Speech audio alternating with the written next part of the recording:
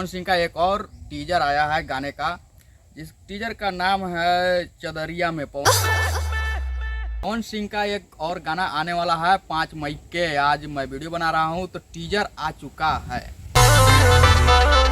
और 5 मई का फाइनली उनका गाना भी आ जाएगा DRJ रिकॉर्ड भोजपुरी से।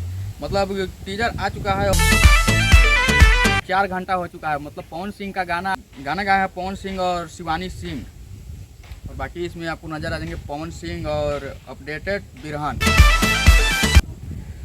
रिलिक्स दिए हैं कुंदन प्रीत और म्यूजिक दिए हैं सरगम आकाश। बाकी देखते हैं गाना आने के बाद क्या अपडेट होता है, गाना चल पाता है कि नहीं। इस बार तो मतलब पवन सिंह का लगन पूरा खत्म हो गया, अभी तक एक भी गाना ब्लॉकबस्टर नहीं हुआ है और ना ही हिट हुआ है। मतलब दिलवा ले जा रुमाल में, मतलब गजब का वो गाना था, 200 मिलियन क्रॉस कर चुका है। और इस बार मतलब पवन सिंह का एक भी ऐसा गाना नहीं है कि जो 50 मिलियन पार कर किया हो इस बार के लगन। इस बार लगन में चापे हैं रोशन रोही और आशीष यादव, मतलब जैसे मगी कलाकार के ये सब गाना अभी तक चल रहा है भोजपुरी में ट्रेंड।